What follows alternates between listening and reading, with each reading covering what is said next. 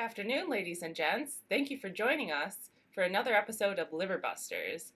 As always, I'm Dr. Sarah Bedoyan, and I'm joined by my co-host, Dr. Veronica Lee. Today we will be investigating the science, or lack thereof, behind the popular practice of liver detoxification. You may have heard about products on the market claiming that it can help cleanse your liver with different herbal teas or pills, or doing things like a 3-day juice cleanse to help detoxify your liver. We're here to see if any of these claims can hold their ammonias.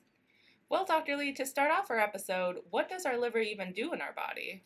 The liver is a critical hub for numerous physiologic processes. It makes bile to absorb macronutrients, it breaks down toxins and drugs, and stores sugar to utilize in times of fasting. It is a very cool organ in that it gets its blood supply from two sources. The hepatic artery brings oxygen-rich blood. It mixes with the blood from the portal system, which brings nutrient-rich blood from the intestines. The blood from these two sources flows over the cells and eventually drains into the central vein at the middle of the lobule. The way that the liver is organized, blood exiting the lobule has different characteristics than the blood entering the lobule. Imagine that the blood is a big river, and as it flows towards the sea, the villagers who live along the river may do things like fish from the river, wash their clothes in the river, or even dump their trash in the river. Similarly, as blood progresses through the lobules, cells will utilize oxygen, process nutrients, and dump metabolic byproducts and waste products into the blood. Blood becomes deoxygenated and metabolic byproducts are secreted from the cells along the length of the sinusoid. This creates gradients of oxygen, nutrients, and waste presented to the cells of the liver based on their lobular location. You can get a sense of how the liver is organized by taking a look at this picture, but don't worry, there won't be a quiz at the end of this. So now, knowing about all the things that the liver does, do we need to do more to help our liver detoxify? Well, Veronica, the science would suggest no. Many liver detoxification products are sold as weight loss cleanses. While some common ingredients like milk thistle and turmeric have been shown to have some positive results of decreasing inflammation, there isn't enough clinical trial data to recommend their routine use in liver injury prevention. Also, these products are not regulated by the FDA. Some dietary supplements can actually cause harm to your liver, causing drug-induced liver injury, and should be used with caution. Exactly. The NIH-funded Drug-Induced Liver Injury Network, or the DILI network, helps keep track of the incidence of liver injury from herbal and dietary supplements. It has been reported to be as high as 20% of liver injury cases. Some implicated agents include ashwagandha, anabolic steroids, green tea extract, kratom, terraflower, turmeric, and black cohosh. This is extremely helpful since some of these can be found in common items bought in grocery stores. Doses are not studied, and clearance from the liver can vary from person to person. Okay, so now that we've proven that supplements are not recommended, let's talk about the facts. We know that there are several studies that show that physical activity and the right nutrition are key to keeping your liver healthy. Nutrition is a broad term, so let's delve deeper into this.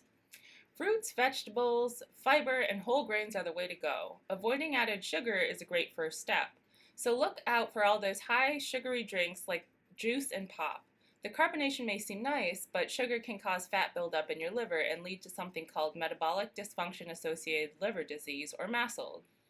Physical activity is also important in decreasing your risk for MASLD. Even a walk a day can help with this. We know that change takes time, so doing these changes in increments to make goals attainable is recommended. We know there's MASLD, but are there other types of liver disease that can be specifically affected by diet? You read my mind, Dr. Bedoyan. For all those 21 years old and above, I hate to say it, but alcohol can also cause liver disease. They weren't as creative with the name of this one, so yes, you can get something called alcoholic liver disease. If you do choose to partake, the ideal amount is less than 3 drinks a day for men and then less than 2 drinks per day for women. Livers love a good dry January or dry any month.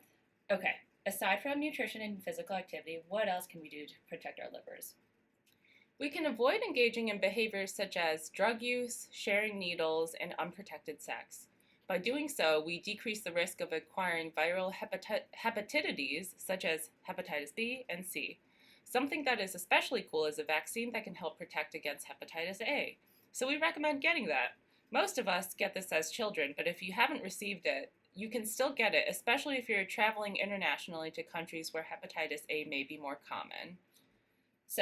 So far, we're protecting our livers from 1, fatty buildup with good nutrition and physical activity, 2. Alcoholic liver disease by limiting alcohol intake. And 3. From viruses by not engaging in risky behaviors.